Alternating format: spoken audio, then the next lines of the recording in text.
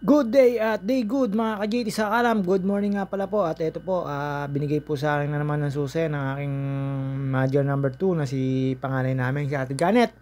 At may pupuntahan no kami parting Rizal mga ka-JT. At ngayon, ipapagawa po namin yung kanyang kabayo. At yun, pagkalabas ko po dyan, pinandar ko lang po yung sasakyan, chinek up. At syempre, hindi po mawawala sa kanya. Bago ko pala paandarin, chinecheck up ko po naman muna talaga yung sasakyan. Inaangat ang hood, chinecheck up lang ang tubig para sigurado kahit po hindi siya nagloloko or hindi siya nangangain ng tubig at hindi siya nangangain ng langis. Kailangan po rin natin i-daily check up yan bago paandarin. Mga ka-driver ko at alam po yan ng mga driver talaga. At yun, pagkatapos ko pong check upin yan, pumunta naman po ako ng gasolinahan at pinalagyan ko po ng gasolina tapos para naka-ready na. Ayan, nakita niyo naman po, chine-check up ko po at nakita ko dyan si Tolgege at may kotse na siya. Pinagpalit niya raw yung NMAX niya dyan sa kotse niya. At ayan po, pagkatapos ko po dyan i-check up yan. At syempre, papaandarin ko na po yan at pagkapaandar po niya na pinainit ko lang po. Pagkapainit po, ayan, lumarga na po ako papunta sa may papuntang BK. Doon po ako nagpapagas kasi doon po yung medyo mura. At after ko po doon magpagas sa BK yan, dinanan ko na po si ate. Pabalik na po ako dyan. Paluwas na po kami dyan. Dinanan ko na po si ate sa may amin, mga ka-JT. At shoutout nga pala po kay Pinsan Antis John Francis Iguaras at si John Stark Cueto, Randy Cueto, ang anak ni Lolo Nep. Yun po, shoutout sa iyo, Pinsan Antis. Ayan natin, sinatout na kita. Kay Miss Ambugi Jeffren Tabales, shoutout sa inyo. Kay Yokay, happy birthday. Kay Pinsan Bugi Efren Tabales, ayan, sinatout na kita. At ayun, kay Edwin Inolba, kay Soiti Manalo, shoutout sa inyo. At ayun po, ayan, dinanan ko na po si ate dyan. Galing po ako ng gasoline station dyan at syempre di naman po ako uli ngayon dadaan sa traffic, malalang traffic pala, joke lang po. At yun po, pagkadaan ko po kay ate at syempre regular na mararamdaman natin ang katrapikan simula Pansol hanggang Bukal, gawa po konting tiis lang. At ikagaganda naman po natin yung yung pagkatapos po ng kalsada na yon. Yung ginagawa sa may Bukal, sa may Riles, mga ka-driver ko, mga ka-GT, mga kasiklista, motor, mga biyahero, konting tiis lang naman po at sigurado naman po pagkatapos niyan ay medyo siguro giginhawa rin po tayo. At ayan, mga ka-GT, nadaanan ko na po si ate dyan at palabas na po kami, sa Kalam. At ayan, Baryo Pansol pa rin po yan. At ayun, palabas na po ako ng Bareto niyan. Tapos nakaramdam na po kami ng konting traffic sa may parting Kuyab. Doon na po nagsimula yung traffic at buti na lang po medyo nawala na po yung traffic na maaga. At syempre, hindi naman po talaga mawawala yan dahil ginagawa nga po yung kasada. Yung sa mga ibang naabala po ng traffic ay konting tiis lang po kasi ginagawa naman po yung kalsada. Siguro naman po pag natapos yon ay medyo magiging maluwag. At ayan po, dito na po kami sa Barreto inabot ng traffic. Yung dating 2 oras ay ngayon nagiging kulang-kulang 1 oras na lang. Okay lang naman yan sa mga kagaya ko na hindi nagmamadali. Pero sa mga nagmamadali, syempre, medyo nakakainis yan. Wala naman po tayong magagawa dahil ginagawa po yung kalsada. Kaysa naman po tiisin na ganun yung kalsada, mas maraming maaksidente. Tapos pagka may na-aksidente, sasabihin naman natin kung kailan may aksidente, tsaka magpapagawa, tis-tis lang po tayo. Joke lang po, sa akin lang po, opinion ko lang po yan. At ayan, habang nag-aantay po ako ng traffic dyan, syempre, relax lang tayo dyan. At yun, pagkalampas naman po namin dyan, doon naman ako dumaan sa may bypass, sa may Ayala, mga ka-JT. At ayun, hindi naman ako ganun katagal na traffic dyan kasi hindi naman fixed hour, hindi naman po rush hour kung tawagin dito sa atin. At ayun, dire-diretso naman po yan. At yun lang talaga, walang alternate route na pwedeng daanan, kundi yan lang po kasi main way po yan. Ayan po yung kalsada, ayan, may buhos na naman po kaya konting tiis na lang po. At ayun, hindi naman ganun ka-traffic pag ganito mga oras, lakad nyo, wag lang sasabay tayo sa mga oras ng kalakasan at karamihan ng biyahe, mga ka-driver ko. At na nakalampas po ako sa may bypass, ito po, dito po ako sa may Ayala dumaan, mga ka-driver ko. At ayun po, Siyempre dito po medyo maluwag na po 'yan kasi wala na naman pong ginagawang kalsada diyan at saka Ayala po ito, nakikiraan lang po tayo. Minsan po may traffic dito pagka yun talaga rush hour, hindi naman po nawawala talaga ang traffic sa bawat lugar pagka ho talagang rush hour o peak hour or yung awasan o pasukan. Ayun po ang hindi mawawala po sa kalsada natin kasi kahit naman siguro sa ang kalsada, mapa-ibang bansa, gano'n din naman po pagka rush hour. At ayan po, dire-diretso lang po tayo diyan, pagkatapos ko po diyan expressway na ako. Sa expressway naman po, makakaranas din po kayo ng manakanang pagta-traffic at pagka marami pong sasakyan, talagang parang naiimbudo mga JT. At ayan, medyo umulan po dito sa parteng Canlubang, hanggang Santa Rosa po yan. Ayan po, tiis-tiis lang po tayo sa konting traffic at hinay-hinay lang po at konting pasensya at pangunawa po sa kalsada. Ang lahat po ay nadadaan sa pangunawa at pagpapasensya. At ayan po, umuulan po diyan pero pag parting Manila po hindi na po umulan. Dito lang po yan, Canlubang hanggang sa Cabuyao po. Hindi naman po ganun kalakasan ng ulan. Basta po yan, yung expressway na yan, ay ginagawa rin po yan. Kaya makakaranas din po kayo dyan ng konting katrapika, minsan heavy traffic. Ganun po talaga. Naggagawa po tayo ng kalsada at ayun po, mga ka-driver ko, basta hina-hina lang po tayo sa kalsada, lalo yung mga lagi nandito sa expressway. At ayun po, dire-diretso lang po tayo dyan, dumaan po tayo ng Cabuyao, Santa Rosa, Binyan, Carmona, Liip, Mamplaza, Millwood, Susan Heights, San Pedro, Alabang, at ayun po, hindi po ako dumaan na expressway, doon po ako dumaan sa may baba, kasi po ay papunta ko kami ng Antipolo. At dinanan po namin ay yung C6, tapos Taguig, ka JT, at ayan, umovertake po ako dyan sa kanan dahil po ako'y may dadaan ng lugar na kailangan kong magwiwi. At habang inaano ko po yung kalsada ng SLEX, ako po ay naiihi, kaya nagtabi po ako dyan, tapos pumasok po ako sa isang gasoline station. At doon naman po ay ako'y umihi lang mga ka-JT. At ayun po, sa mga lagi po nadaan dito, alam nyo naman po yung kalsada ng XLEX na yan. At ayan po, siyempre, hinihina lang po tayo dyan kasi kailangan po natin sa kanan para hindi tayo mag-swerving. At ayun na, nakita nyo naman po, sumwerving isang kotse pero malayo naman. Pinagbigyan ko na po kasi wala naman po mawawala kung pagbibigyan natin. At yun ang gusto niya, sumingit na sumingit. At ayun po, makalampas lang po ako dyan sa pagkonting ahon na yan, ay kumana na po ako para tumabi sa isang gasoline station. At doon po ako ay nagdesisyon na umihi kasi po baka makaranas po ako ng traffic lalo akong hindi makawiwi at sumakit pa yung pantog ko mga ka-JT. At ayan po, yan po isang gasoline station na pwede ko kayong kumain. Marami naman pong gasoline station na pwedeng pagtigilan dito sa SLEX bound to South and to Manila. Meron naman po mga titigilan na po ngayon dyan. Hindi ko kagaya nung dati na kukunti lang po ang gasoline station. Halos lahat po ngayon sa expressway na madadaanan nyo, lagi may gasoline station. At ayan po, pagkanan ko po dyan, ayun na po yung right turn dyan. At dahan-dahan na po ako dyan, pumasok sa isang gasoline station para makaihinga po. At after ko po makaihi dyan, at ayun, nalito pa ako dyan sa daan na yan kasi meron pong ginagawang party dyan ng istasyon, ng gasoline station. Kaya umikot pa po ako. Pero hindi naman po ganun nakakalito. Makikita nyo lang po na may konting rough road mga ka-JT. At ayan, pagpasok nyo po dyan, hindi naman po kayo pagbabawalan. At pagka naman kayo pinagbawalan, ay wala naman kayong gagawin. Joke lang po. Basta ho, sa lahat ng gasoline station, pwede kayo mag-stop over, matulog, kung anong gawin nyo sa CR, mag-CR, lahat po, pwede po. Hindi naman po kayo pagbabawalan. At ayan po yung napili kong gasoline station. At bekaya naman. At ayan, pasok ko po dyan. Saglit lang po ako dyan. Doon po ako sa likod. At after ko po mag-CR, dire-diretso na po ulit tayo. At dito po, lumampas na po ako ng parting Alabang dyan. Parating pala po ako ng parting Alabang. Ayan, hindi na po ako dumaan sa may Skyway. Nasa right turn, mga ka-JT. Dito na po ako dumaan sa old na kalsada, na highway, na expressway.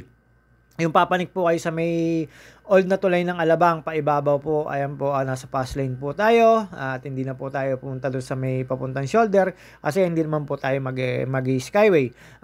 Natural expressway lang po tayo, kasi po, sa Bikutan po ako mag-exit, ayan po yung skyway entry, hindi na po ako doon dumaan, at ito po, dumiretso po ako sa may pailalim ng skyway, at ang dinaanan ko po Antimano, ay yung may nasunog na mall, mga ka-JT. Nalimutan ko na kung Star Mall po ba yun, yung sa may Alabang po na dating mall po, ayun, ano yung nasunog. Tapos ayan, pumanik na po ako dyan sa may bridge na luma dyan sa may SLEXA Expressway, ka-JT. At ayun, yung kaliwat kanan pong tulay na yan, yan po yung entrance at exit ng Skyway.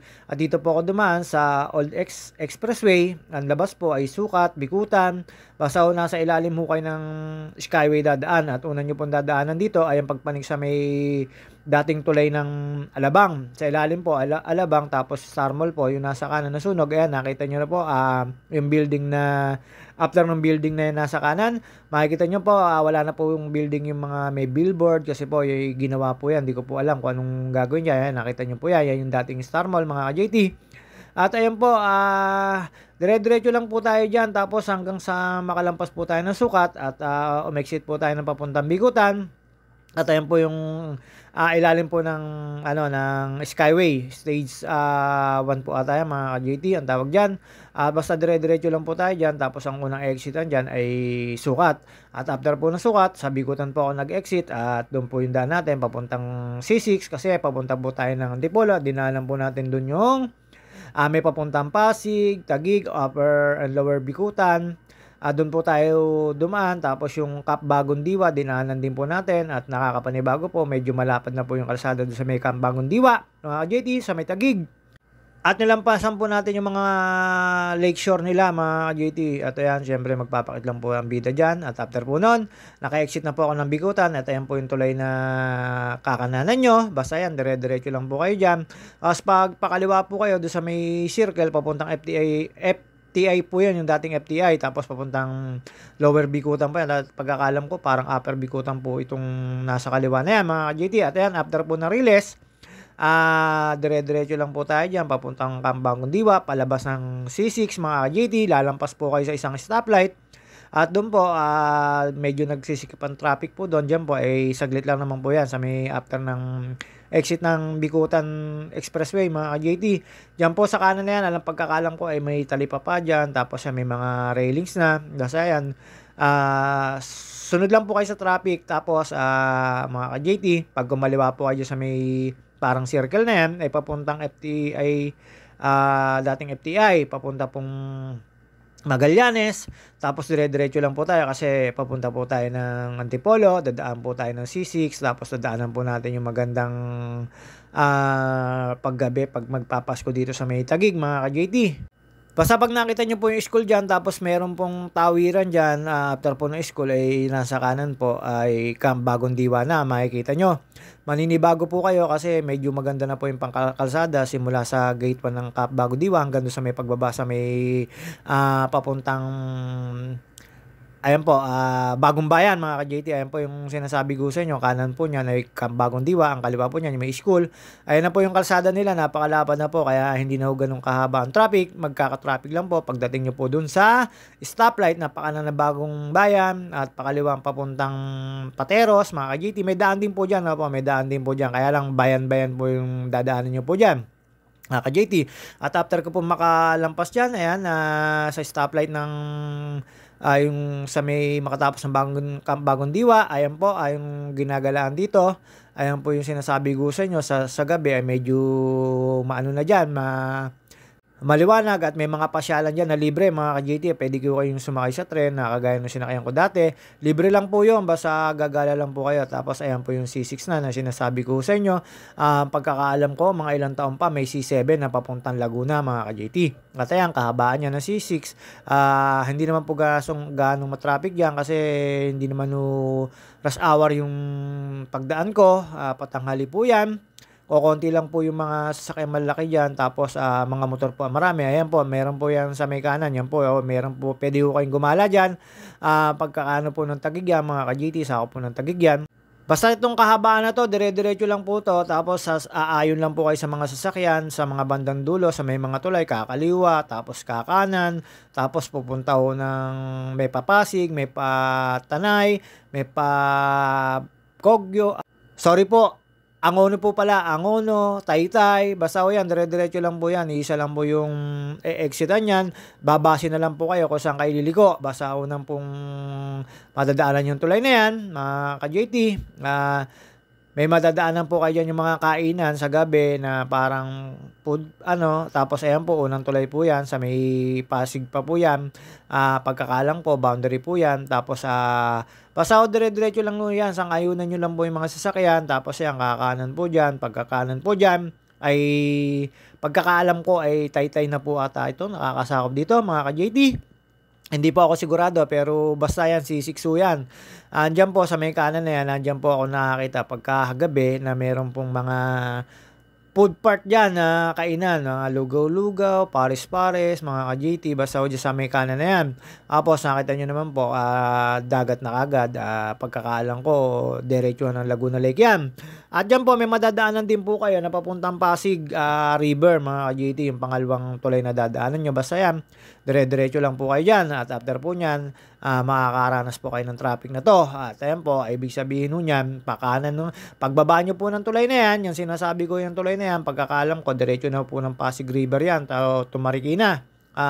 Hindi po ako sigurado pero pagkakaalam ko lang po, tapos after po niyang tulay na yan, bababa po kayo sa stoplight. Ang pakanan po ay Angono at ang pakaliwa ay Pasig din po pagkakaalam ko. At dire-diretso lang po yan ay papuntang Taytay na mga ka-JT. At ayan, dyan po makakaranas din po kayo ng traffic dyan kasi may stoplight dyan. At ayun po, tsaka crossing po yan, crossing after ng tulay na yan. At ayan po yung sinasabi ko sa inyo na may kaduksong ng Pasig River mga ka-JT. At ayan po, pababa na po ako dyan, nakapag-go siguro yung stoplight pero nakailang stop din po ako dyan. At after ko po dyan, ayan na po, paliko na po ako ng aftermarket po ng Taytay. At ayan, pala kaliwa na po ako, pagkakanan po, kumaliwa po ako, tapos dire-diretso lang po tayo dyan. At ingat-ingat lang po dyan kasi bigayan lang po dyan, walang stoplight. At ayan, padiretso na po ako ng Tikling yan, papanig na po ako ng Antipolo mga ka-JT. At yan, dadaanan ko po dyan isang Shumart na Taytay. At ang susunod po dyan ay Nainay. Joke lang po. Basta yan, Taytay Shumart po. May makikita po kayo dyan. Lalampasan po natin yan. Hanggang sa may Tikling. Tikling po ako dadaan. Tapos kakanan po ako pakapuntang Antipolo. Teresa po yung daan namin. Tapos madadaanan ko po yung Welcome Antipolo mga ka-JT. Yung sigsag-sigsag na may one way. Tapos ayan, dire-diretso lang po yan. Yung dulong-dulo po niya mga ka-JT para hindi kayo maligaw ay Tikling po yung may circle na yon, kakanan naman po kayo papanik ng Antipolo. Kaya hindi po kayo maliligaw kasi yan, dire-diretso lang po yan. Basta makalampas po kayo ng Shumart dyan. At yung pong Shumart na yun, na sikat dito sa Pilipinas. At sa iba pong pupunta po ng Antipolo, meron din pong daan sa Sumulong at sa may Kogyo. Kaya lang medyo malayo-layo doon pag manggagaling kayo ng Laguna. Siguro manggagaling ko kayo ng Manila or ng, ng tawag dito, ng mga pa-norte. Pwede ko kayo doon dumaan sa may Sumulong para mapapalapit. At ayun, dadaanan nyo po doon yung sa may Marikina. Basta may mga kalsada rin doon na papanig ng Antipolo. Pero ayan, lalampas po tayo ng Shumart na yan mga ka-JT. Basta dire-diretso lang po yan. Labas na po niyan ay Tikling mga driver ko. Basta pwede ko kayong dumaan dyan. Wala naman po mga bawal-bawal dyan. At after po nun, syempre ayan, kumanan na po tayo. Papanig na po tayo ng Teresa pa Antipolo mga ka-JT. Ito na po yung zigzag, tapos ito na po yung mga one way, at ito na po yung may Welcome Antipolo mga ka-JT. Basta ito po, papanig lang po kayo dyan. Hindi naman po kayo mahihirapan kasi pagdating naman po doon sa ibabaw niyan, isa lang naman ang dadaanan nyo. Isang pakanan, papuntang Teresa, papuntang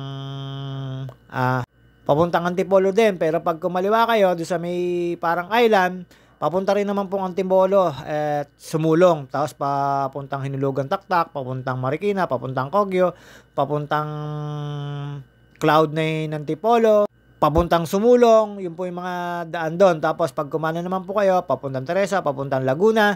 Basta ito po, dati po nung nasa truck po ako, pinapanik ko po ng kargadong truck to, na kargado yung truck namin. Tapos sa gabi po biyahe namin. Ngayon, syempre mga kapatid ko na lang po yung pagmamani ko. Tsaka pagka may on-call driver tayo, minsan po, dito na rin po ako nadaan. Tapos pagka po nagbabike ako, eto, pinapanik din po namin yan mga ka-JT. At ayan po, dire-diretso lang po yan. Maghihiwalay po yung kalsada dyan at wag po kayong papasok sa one way. Basta sundan nyo lang po yung may yellow lane na yan. At pag nakita nyo na po yung arko na Welcome Antipolo, nalalapit na po kayo dyan. Aahon na lang po kayo dyan ng mga ilang metro or 1 kilometro mahigit. At ayun, after po no'n na mga ka-JT, at ito po, ayan yung sinasabi ko sa inyo, napapanik lang po yan.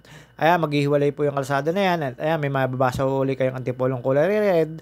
Dire-diretso lang po tayo dyan. Hindi naman po kayo maliligaw kung kayo pupunta ng Antipolo. At kung dito kayo sa may tikling dadaan, mga ka-JT, basta ayan, dire-diretso lang po yan. Tapos may korba-korbada, tapos may one way. At pag naging two-way na po, ibig sabihin po na malapit na po kayong kumanan or kumaliwa kung saan nyo gustong dumaan. Pag kumaliwa ho kayo, ay papunta po Antimano ng sentro ng Antipolo Cathedral na may slate pa kanan. Pag kayo dumiretso ng pakaliwa ng kurba, ay papunta pong Sumulong Highway, papunta pong ibang kalsada po yon. Basta ho kayo, slate kanan lang. Tapos ayan na, ayan yung sinasabi ko sa inyo na napa-stop na ho kami. Ayan po yung may puno na yon sa may bandaron. Nakikita nyo po yung puno sa gitna. Kaliwa at kanan lang po yan. Island po yan. Pag kumaliwa po kayo, pasumulong yan, papuntang katedral. Ayun po, sa may Hinlugan Taktak. Tapos pag gumana naman po kayo, papunta po Teresa. Dire-diretso po ng Palaguna yan, mga ka-JT. At ayun, pagkatapos po namin magpagawa ng sasakyan, at kami po ay pauwi na, mga ka-JT. Dumaan po kami magkapatid sa, alam nyo na po, ayan, lalawigan ng pang Rizal. Rizal lalawigan yan, mga ka-JT. Nakikita nyo po yan. At yung kumanan lang po kami after po namin magpagawa.